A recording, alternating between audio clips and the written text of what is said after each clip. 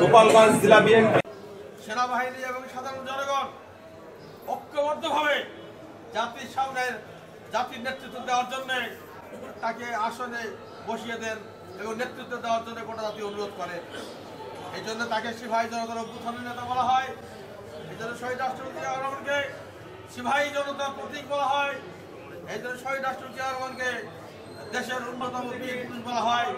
আর স্বাধীনতা যুদ্ধে উন্নত বীর পেয়েছেন। আপনাদের অনেক হয়তো জানা নাও থাকতে পারে, বাংলাদেশের স্বাধীনতা যুদ্ধে যারা যে ধরনের বীরত্বের পরিচয় দিয়েছে তাদেরকে সেই ধরনের খেতাব তৎকালীন বাংলাদেশ সরকার দিয়েছে। যা 7 জন সৈনিক, 7 জন ব্যক্তি সর্বোচ্চ ত্যাগ স্বীকার করেছেন, জীবন দিয়েছেন এই যুদ্ধে, এবং তাদের সর্বোচ্চ ত্যাগ ছিল। জাতীয় বিবেচনায় এই 7 জনকে বীর শ্রেষ্ঠ উপাধি দেওয়া হয়েছে। কথায় কেউ বীর শ্রেষ্ঠ উপাধি পায় না, মৃত্যুর পরে এই উপাধি দেওয়া হয়।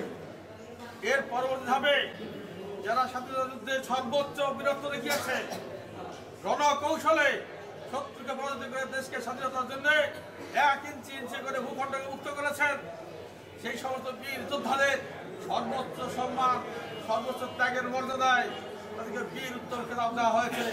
আর সেই বীর উত্তম খেতাবধারীদের মধ্যে অন্যতম ছিলেন, শীর্ষে ছিলেন, প্রথম ছিলেন শহীদ রাষ্ট্রপতি জিয়া রহমান। এবং তিনি দীর্ঘ 9 মাস বিভিন্ন সেক্টর নামে একটা জেড ফোর্স সংগঠন ছিল। তিনি বাংলাদেশের মুক্তিযুদ্ধে একত্রিত করে ট্রেনিং দিয়ে এবং তিনি নিজের সশস্ত্র সংগ্রাম করে বাংলাদেশকে স্বাধীনতা উপহার দিয়েছে। এরপর জাতি যখন আবার ক্রান্তি লগ্নে সেই ৩২ সালের 15 আগস্টের পর বিভিন্ন চক্রান্ত শুরু হয়েছে, এরপর থেকে তিনি বাংলাদেশের রাষ্ট্রীয় ক্ষমতা আসীন হন এবং তার রাজনৈতিক বর্ণাঢ্য জীবন শুরু হয়। সেই বর্ণাঢ্য জীবনে আপনারা জানেন বাংলাদেশে বাকশালী শাসন চলছিল, বাংলাদেশে গণতন্ত্রকে খবর দেওয়া হয়েছিল। কিন্তু তিনি যখন বাংলাদেশের রাষ্ট্রীয় ক্ষমতা আসে তখন তিনি গণতন্ত্রের আবার পুনর্জন্ম দিয়েছেন। বাংলাদেশ শাসন করার জন্য ঢাকায় বসে থাকেননি, তিনি গ্রামগঞ্জে ছুটে গিয়েছিলেন, গ্রামগঞ্জে গিয়েছে, সাধারণ মানুষের সাথে হাত মিলিয়েছে, গ্রামে খাল খনন বিভিন্ন কর্মসূচি পালন করেছে। ৭২ সালে যখন স্বাধীনতার যুদ্ধ শুরু হয়েছিল, জাতি যখন দিশেহারা ছিলেন, সেই থেকে আমরা সবাই শুনেছি, I major Ziaur Rahman do here declared by independent of Bangladesh. আমি মেজর জিয়া বলছি, আজ থেকে বাংলাদেশ স্বাধীনতার ঘোষণা করা হলো। জাতি যখন আবার 1975 সালে ক্রান্তি লগ্নে, তখন আবার 7ই নভেম্বর সিপাহী বিপ্লবের মাধ্যমে শহীদ রাষ্ট্রপতি জিয়াউর রহমান বাংলাদেশের জাতিকে আবারও দিশারা জাতিকে সামনে এসে নেতৃত্ব দিয়েছেন। যুগে যুগে তিনি এসেছেন, তিনি যে বাংলাদেশের যে স্বল্প সময়ের জন্য বাংলাদেশের রাষ্ট্রীয় প্রধান ছিলেন, সেই সময় দেশের খাল কাটা থেকে কৃষি বিপ্লব থেকে শুরু করে সন্ত্রাস দুর্নীতি সবই দমন করতে শুরু হয়েছিলেন। যখন চাকরি করতেন, একসময় তিনি পাকিস্তান থেকে বদলি হয়ে যখন বাংলাদেশে আসে, ঠিক সেই মুহূর্তে বাংলাদেশের সার্বভৌমত্ব নিয়ে বাংলাদেশে ব্যাপক আন্দোলন সংগ্রাম শুরু হয়। কিন্তু একজন যোগ্য দক্ষ ব্যক্তিত্বের নেতৃত্ব ছাড়া এদেশের স্বাধীনতা আনা কখনই সম্ভব ছিল না। সেই সময় রাজনৈতিক নেতৃত্বে যারা ছিল, রাজনৈতিক দলের বড় বড় নেতা যারা ছিল, তারা স্বাধীনতার সপক্ষে কথা বলতে চেষ্টা করেছিল, কিন্তু ঘোষণা দিতে ব্যর্থ হয়েছিল। জিয়া রহমান দেশ ও জাতির প্রয়োজনে, দেশ ও জাতির ব্যর্থতায় বারবার ফিরে এসেছে।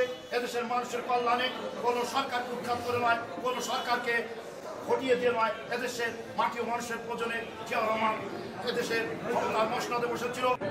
সমৃদ্ধশালী, সুখী সমৃদ্ধশালী বাংলাদেশ গড়ে তোলার স্বপ্ন সেই প্রত্যয়ে নিরলস কাজ করে দেশকে একটা উন্নত রাষ্ট্রের দিকে যখন নিয়ে যাচ্ছিল, তখন দেশি বিদেশি চক্রান্তের মাধ্যমে আবারও শহীদ রাষ্ট্রপতি জিয়াউর রহমানকে নির্মমভাবে হত্যা করা হয়েছে। সংগ্রামী বন্ধুগণ, তার রেখে যাওয়া উত্তরসূরি দেশ নায়ক তারেক রহমান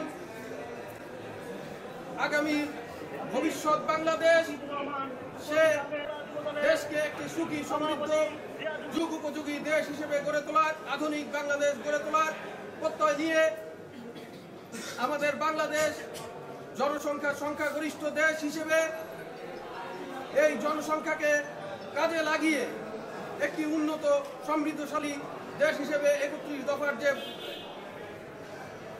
উত্থাপন করেছেন, এই 31 দফা দাবি আদায়ের লক্ষ্যে আগামী দিনে সকলে কাঁধে কাঁধ মিলিয়ে একটি সমৃদ্ধশালী প্রগতিশীল উন্নয়ন দেশ হিসেবে আমরা সকলে ঐক্যবদ্ধ হয়ে কাজ করে যাব। দেশটি তখন টলমলে অবস্থা, মৃত্যু, স্বাধীনতা,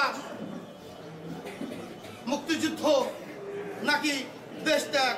ঠিক সেই মুহূর্তে এই অগোছালো সিদ্ধান্তহীন মানুষ দিশেহারা সেই মুহূর্তে বেতার কেন্দ্র থেকে ভেসে এসেছিল, আমি মেজর জিয়া বলছি, বাংলাদেশের পক্ষে স্বাধীনতার ঘোষণা করছি। প্রিয় নেতৃবৃন্দ, আমি আপনাদেরকে বলবো, এই 17 বছরে বিকৃত হয়েছে বাংলাদেশের ইতিহাস।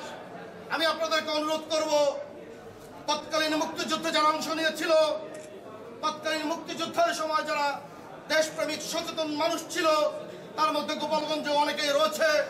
আপনারা তাদের কাছ থেকে সঠিক ইতিহাসটা জানবেন।